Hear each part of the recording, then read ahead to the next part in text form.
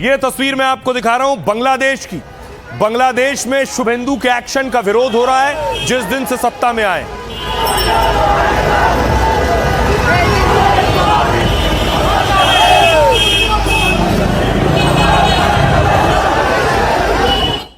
दूसरी तस्वीर आई आज शुक्रवार को नमाज बाद की यह तस्वीर है जब लोग सड़कों पर उतरे और शुभेंदु के लगातार बंगाल में जो कार्रवाई की जा रही है, चाहे वो बुलडोजर एक्शन हो या अतिक्रमण हटाना हो या नए ऑर्डर शामिल हो, उसके खिलाफ विरोध हो रहा है बांग्लादेश।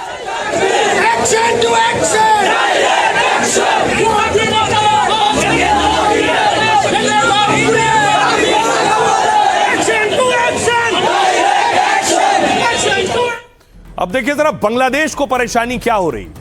शुभेंदु अधिकारी अपने राज्य में अपनी सरकार बनने के बाद अपने फैसले लागू कर रहे हैं। बांग्लादेश में मौलाना को आखिर क्या परेशानी?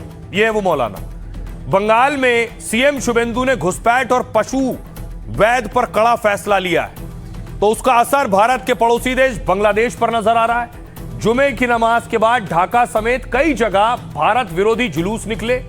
बांग्लादेश में कट्टरपंथियों ने भारत और बंगाल विरोधी नारे लगाए। आरोप लगाया कि बंगाल में मुस्लिमों के साथ ज्यादती की जा रही है। बंगाल में बीजेपी की जीत के बाद मुसलमानों पर अत्याचार हो रहे हैं, यह आरोप लगाया जा रहा है। कट्टरपंथियों ने सीएम शुभेंदु को धमकी दी और विवादित बयान भी दिया। 2 दिन पहले भी पशु वध के नियम के खिलाफ कट्टरपंथी सड़क पर उतरे थे। एक कट्टरपंथी मौलाना, इनका नाम है इनायतुल्लाह अब्बासी, शुभेंदु को धमकी दी। कहा अगर शुभेंदु सरकार में बंगाल में मुस्लिमों पर जुल्म नहीं रुका तो बांग्लादेश में रहने वाले अल्पसंख्यक हिंदू सुरक्षित नहीं रह पाएंगे। सीएम शुभेंदु को बॉर्डर पर दफन करने जैसे विवादित बयान दिए। ज्यादातर कट्टरपंथी जमाते इस्लामी से जुड़े बताए जा रहे हैं। बांग्लादेश में जमाते इस्लामी जैसे दल भारत विरोधी राजनीति करते हैं। मोहम्मद यूनुस की सरकार में इस तरह के विरोध काफी बढ़ गए। तारिक रहमान ने पीएम बनने के बाद भारत से रिश्ते सुधारने की कोशिश की, लेकिन बंगाल में बीजेपी सरकार बनने के बाद से बांग्लादेशी कट्टरपंथी भड़के हुए। आरोप लगते हैं कि जमाते इस्लामी जैसे संगठन टीएमसी का समर्थन करते हैं। बॉर्डर सील होने और घुसपैठ के रूट बंद होने के डर से भी इनमें बेचैनी है। जानकार मानते हैं कि इसी बेचैनी में वो जहरीले बयान दे रहे हैं। तो क्या वो बंगाल में सांप्रदायिक हिंसा को हवा देने की कोशिश कर रहे हैं, इसलिए अपने बयानों से वो लोगों को उकसा रहे हैं? सुनिए जरा मौलाना और कट्टरपंथी क्या कह रहे हैं बांग्लादेश के। हम अगर मस्जिद के माइक पर अजान नहीं दे पाए तो उसके मंदिर से भी किसी माइक की आवाज नहीं आनी चाहिए। हम जिहाद करके जिंदा रहना चाहते हैं। ये सब बंद नहीं हुआ तो भारतीय दूतावास का घेराव करेंगे। बीजेपी के आने के बाद मुस्लिम लोगों के घरों और मस्जिदों को निशाना बना रहे हैं और तोड़फोड़ कर रहे हैं। ये हमारी जिम्मेदारी है कि हम इसका विरोध करते हैं। भारत सरकार ने ये तय किया है कि हम न केवल घुसपैठ को रोकेंगे, एक एक घुसपैठिए को चुन चुन कर देश के बाहर निकालेंगे। कौन नया घुसपैठिया आया है, क्या रूट है, कहां से तस्करी हो रही है, कहां से गौ तस्करी हो रही है, ये सारे रूटों को चुन चुन कर बंद करना, समाप्त करना, ये बीएसएफ की जिम्मेदारी है। मैं सुरक्षा बल के जवानों को भरोसा दिलाना चाहता हूं कि ये 60वें साल में ही हम स्मार्ट बॉर्डर प्रोजेक्ट को लॉन्च कर बांग्लादेश और पाकिस्तान की पूरी सीमा को हम अभेद करेंगे और इससे आपके काम में आपको बहुत बड़ी तकनीकी सहायता उपलब्ध हो जाएगी। और क्या यही वजह है कि बांग्लादेश में कट्टरपंथी परेशान है? क्योंकि बॉर्डर सील हो रहे हैं और जो उनकी अब तक मनमर्जी चलती थी वो अब बंद होगी। इसके अलावा यह भी एक वजह है, कहा जाता है बहुत से पशु तस्करी होती थी। अब हाल ये है कि बंगाल में कोई गाय खरीदने को तैयार नहीं है। जो लोग गाय बेचने आते हैं, गाय हत्या के लिए, कुर्बानी के लिए, वहां कोई गाय खरीद नहीं रहा।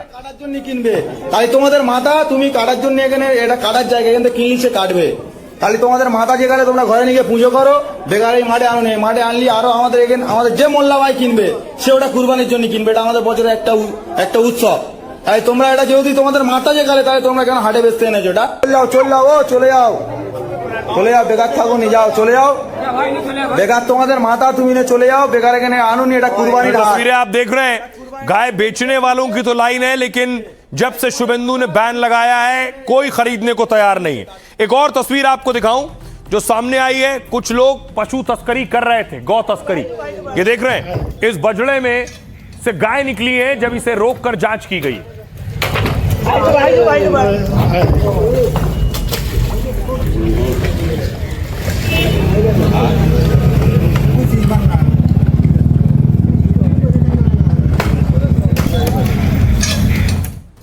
और यह सख्ती बढ़ाई गई है क्योंकि बकरीद है। बकरीद से पहले प्रशासन की पूरी कोशिश है कि ऐसी कोई हरकत ना हो जिससे कानून व्यवस्था की स्थिति और चुनौती सामने आए। ये फिरोजाबाद की तस्वीर आप देख रहे हैं। पुलिस ने फ्लैग मार्च निकाला है और अनुज इस फ्लैग मार्च को लीड कर रहे हैं।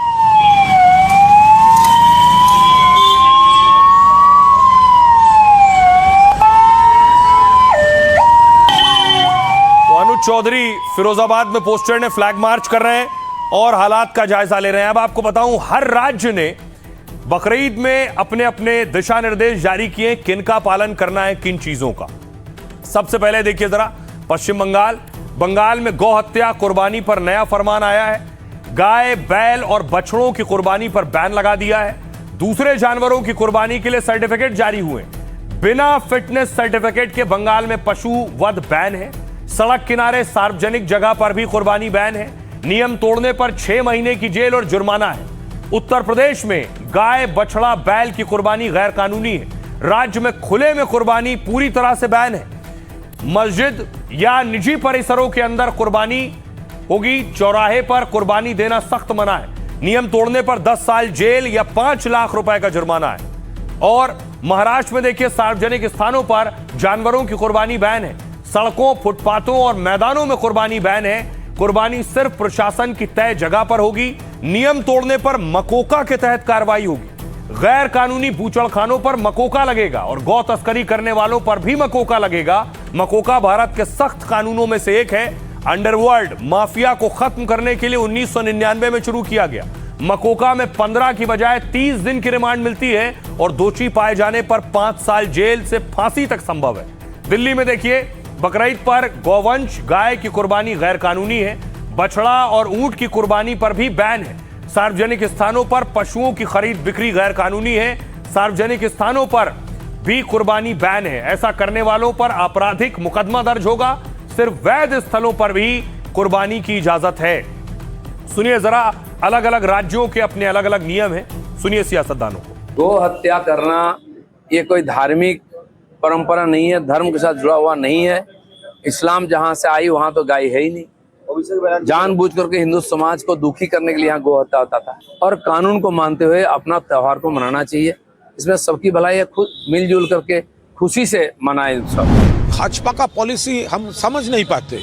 ये मुस्लिम लोगों को जो कुर्बानी है उसके ऊपर ये स्टेट में कुछ एम्बार्गो दिया है, लेकिन वही सेम चीज एक्सपोर्ट हो रहा है। सेंट्रल गवर्नमेंट फॉरेन एक्सचेंज के लिए वो एक्सपोर्ट कर रहा है। तो ये क्या डबल स्टैंडर्ड पॉलिसी है? बंगाल में वो बारन कर रहा है और दिल्ली से वो एक्सपोर्ट कर रहा है। माहौल खराब करने के लिए कर रहे हैं, नफरत पैदा करने के लिए कर रहे हैं। कर क्यों रहे हैं? विवाद पैदा करना है। ये नियम कानून तो हर राज्य में बने हुए हैं। तो इस तरह विवाद पैदा करना, लोगों का ध्यान असली मुद्दों से हटाकर ये जो बिल्कुल ही अप्रासंगिक मुद्दे हैं उन पर ले जाना, यह इनका टूल किट है। हर ईद पे ये टूल किट आपको दिखेगा। वहाँ के चीफ मिनिस्टर ने कोई गैर कानूनी बात नहीं कहा है जो सड़क पे नहीं कटेगा। और ये तो हर जगह होनी चाहिए, बिहार हो या हमारा बेगूसराय हो, सड़क पर जो वैध जगह है वही कटे। गौवंश, गाय, बछड़ा तथा ऊंट व अन्य प्रतिबंधित जानवरों की कुर्बानी पूरी तरह से गैर कानूनी है और ऐसा करने पर या ऐसा करने की कोशिश करने पर आपराधिक मामला दर्ज किया जाएगा, कानूनी कार्रवाई की जाएगी। इसी के साथ साथ सार्वजनिक स्थानों पर, सड़कों में, गलियों में, सार्वजनिक स्थलों पर कुर्बानी भी पूरी तरह से प्रतिबंधित है। कौन है ये हुमायूं कबीर जो मुसलमान के सरपरस्त बन रहे हैं, अपने आप को बहुत बड़ा मसीहा समझ रहे हैं? कुल मिला के 2 सीट जीतने की औकात नहीं हुई और पूरे मुसलमान कम्युनिटी का ठेका ले रहे थे। जो नियम कानून है वो सबके लिए है, चाहे वो हिंदू हो या मुसलमान। मानेंगे तो ठीक है, वरना जेल में उठा के बंद किया जाएगा। अब देखिए जरा, बंगाल में शुभेंदु अधिकारी को ऐसा लग रहा है बहुत सी चीजें दुरुस्त करने की जरूरत है। उनका दावा है और आरोप रहा है कि टीएमसी के दौर में नियम कायदे कानून टीएमसी वालों के लिए नहीं थे। एक तस्वीर सामने आई कि अवैध टोल बूथ बना हुआ था जिस पर बुलडोजर चला।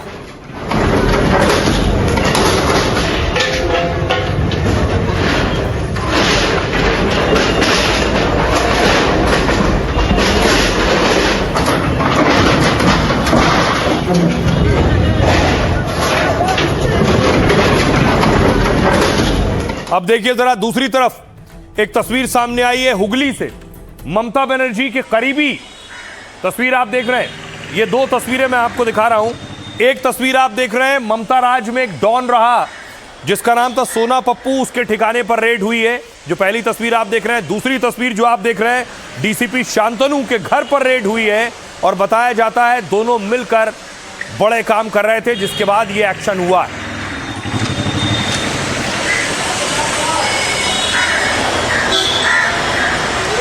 और दावा यह है कि जो कुछ शुभेंदु कर रहे हैं उसके बाद टीएमसी में खासी हलचल है, और हलचल का आलम यह है कि टीएमसी के अंदर भी क्या फाड़ और फूट हो रही है।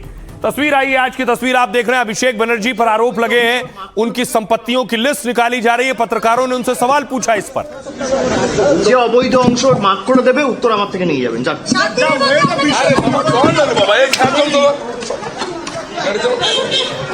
ये जो तस्वीर आप देख रहे हैं, अभिषेक बनर्जी ममता बनर्जी के भतीजे हैं, और शुभेंदु ने कई बार दावा किया, उनकी सरकार ने दावा किया कि लिस्ट निकलवाई जा रही है ममता बनर्जी के भतीजे की कितनी संपत्ति है, कहां कहां संपत्ति है, उसके बाद उसकी जांच होगी। अब क्या ममता बनर्जी की पार्टी में भगदड़ की स्थिति है? कई नेता छोड़ छोड़कर भाग गए हैं। देखिए जरा, बंगाल में हार के बाद ममता बनर्जी की टेंशन बढ़ती जा रही है। ममता के करीबी पूर्व मंत्रियों की गिरफ्तारी हुई तो पार्टी के कई बड़े सांसद और विधायक बागी हो गए। कई नेता, पार्षद और करीबी उनका साथ छोड़ने लगे। उत्तर 24 परगना में टीएमसी के 30 से ज्यादा पार्षदों ने इस्तीफा दे दिया है।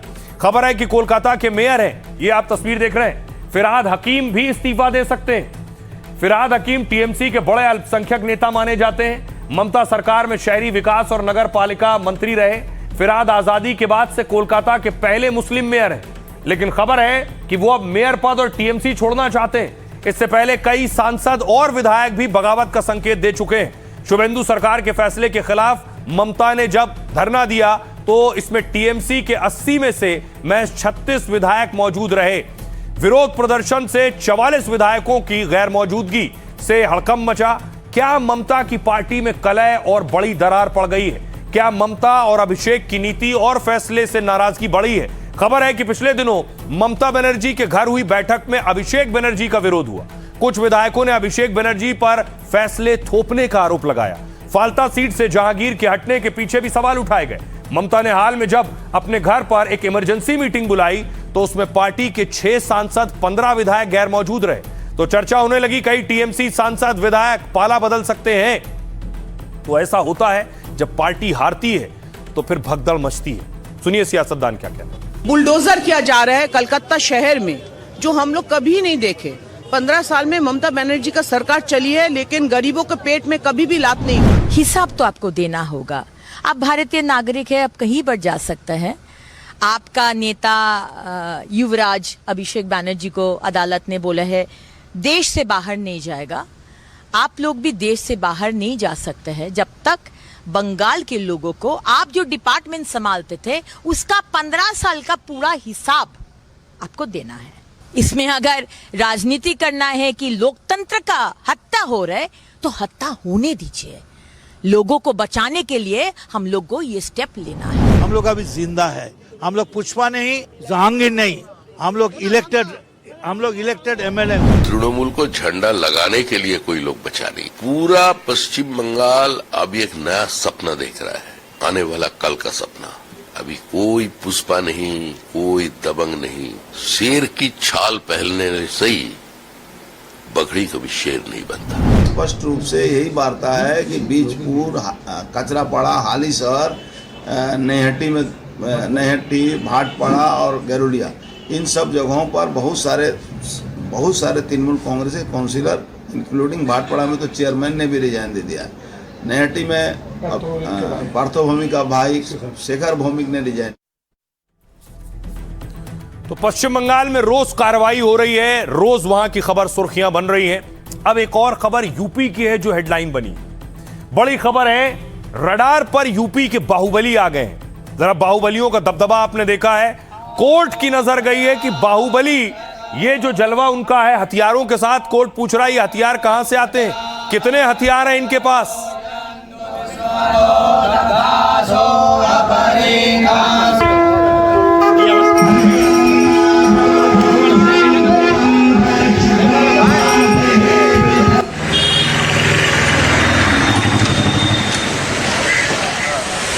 तो ये जो तस्वीरें आप देख रहे हैं, उत्तर प्रदेश की कोर्ट ने पूछा है बाहुबलियों के पास कितने हथियार हैं, बताइए कितने लाइसेंस हैं, कितनी सुरक्षा है।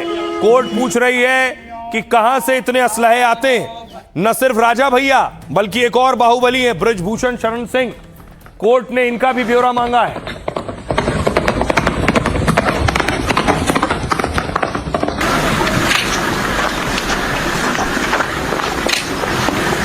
तेजवीर बराड़ पंजाब से हैं, इन्होंने ये घोड़ा गिफ्ट किया है आज नए वर्ष के शुभ अवसर पर, जन्मदिन के शुभ अवसर पर। वैसे मार्केट में क्या कीमत होगी इसकी? 1.5 करोड़। 1.5 करोड़। तो न सिर्फ बृजभूषण, एक और बाहुबली है। यूपी में बाहुबलियों की लंबी फेहरिस्त है। धनंजय सिंह सबके नाम है, उसमें सबके बारे में जानकारी मांगी गई है।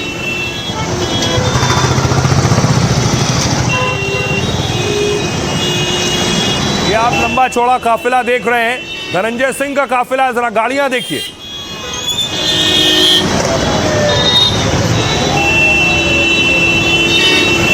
कोर्ट भी जानना चाहता है इतनी ताकत कहां से आती है। एक और तस्वीर देखिए, ब्रजेश सिंह, बाहुबली ब्रजेश सिंह के बारे में भी पूरा ब्यौरा मांगा गया है।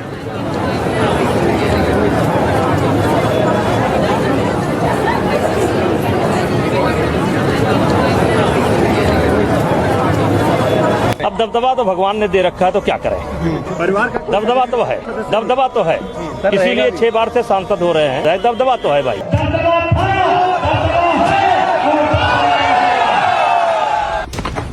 सत्ता का रसूख और ताकत का नशा और हथियारों का जखीरा, यूपी की सियासत और बाहुबल एक ऐसा सिक्का है जिसके दो पहलू हैं।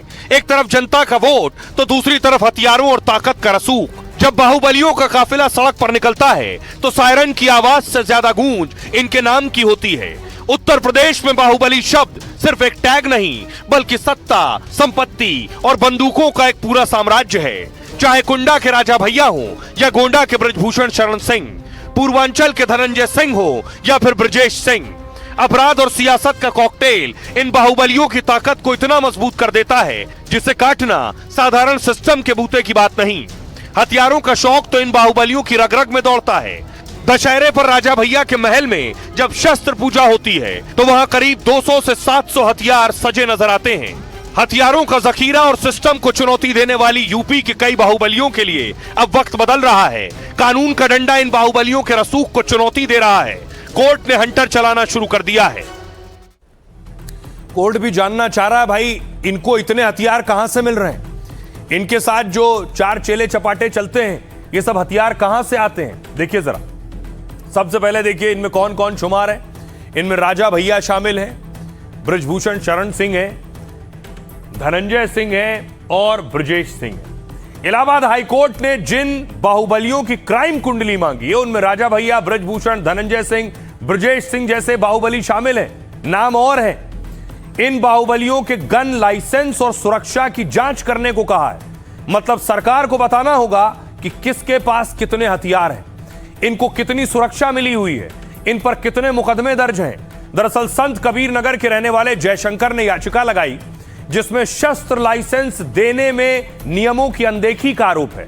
हाईकोर्ट ने इस मामले पर सुनवाई की तो सरकार ने हलफनामा दायर किया जिसमें यह बताया कि उत्तर प्रदेश में 10 लाख से ज्यादा शस्त्र लाइसेंस जारी किए गए। 6000 से ज्यादा ऐसे लोगों को लाइसेंस दिए गए जिन पर केस चल रहे हैं। हलफनामा देखकर जज साहब हैरान रह गए क्योंकि कई बड़े बाहुबलियों के नाम गायब थे। इसके बाद जस्टिस विनोद दिवाकर की बेंच ने अफसरों को फटकार लगाई। 19 बड़े बाहुबलियों के साथ 50 से ज्यादा आपराधिक केस वाले लोगों की डिटेल मांगी है। हाईकोर्ट ने 26 मई को होने वाली सुनवाई तक रिपोर्ट पेश करने को कहा है। कोर्ट ने कहा कि जोन, जिला या थानावार इन लोगों का पता, हथियार, सुरक्षा की जानकारी दें। जज बोले हथियार डराने धमकाने के लिए इस्तेमाल हो तो वो सुरक्षा नहीं डर बढ़ाते हैं। जहां हथियारबंद लोग ताकत और धमकी के बल पर अपना दबदबा बनाते हैं, वो समाज ना तो शांतिपूर्ण होता है और ना ही सुरक्षित होता है। सुनिए जरा, सीएम योगी आदित्यनाथ भी बाहुबल के हमेशा खिलाफ रहे हैं, क्या कह रहे हैं सुनिए। क्या हाल थे 2017 के पहले उत्तर प्रदेश में? 1 डिस्ट्रिक्ट 1 माफिया, हर जिले में एक माफिया। पर्व के पहले उपद्रव, न बेटी सुरक्षित न व्यापारी सुरक्षित। सपा के समय यही पहचान क्या होती थी? गुंडे के रूप में होती थी, माफिया के रूप में होती थी। आज ऐसा कुछ नहीं है। माफिया मिट्टी में मिल गए, गुंडे प्लान कर गए, और जिसने जनता जनार्दन को आंख दिखाने का प्रयास किया गया, वो अपने आप ही यमराज के घर भी सिधार गया है। आज 1 डिस्ट्रिक्ट 1 माफिया नहीं, 1 डिस्ट्रिक्ट 1 मेडिकल कॉलेज है और 1 डिस्ट्रिक्ट 1 प्रोडक्ट आज उत्तर प्रदेश के अंदर देखने को आपको मिलेगा। अब देखिए जरा, यूपी में किसका दबदबा कितना है। ये इसलिए बता रहा हूं क्योंकि बाहुबलियों की जो ताकत है, वो ताकत सिर्फ असलहों से नहीं आती, अपने इलाके में भी ताकत से आती है। कौन किस इलाके में किसका दबदबा है, देखिए जरा, ये यूपी का नक्शा है। राजा भैया प्रतापगढ़ में उनका दबदबा माना जाता है। ब्रजभूषण शरण का इलाका गोंडा है, धनंजय सिंह का इलाका जौनपुर है, और वाराणसी देखिए ब्रजेश कुमार सिंह और अब्बास अंसारी गाजीपुर, सऊद अख्तर कानपुर, और अगला नाम है मेरठ बदन सिंह बद्दो। ये वो नाम है जो नाम जिनका दबदबा इनके इलाकों में, और इनके इलाकों में दबदबा होने की वजह से आपको बताऊं कि इनकी ताकत ज्यादा है।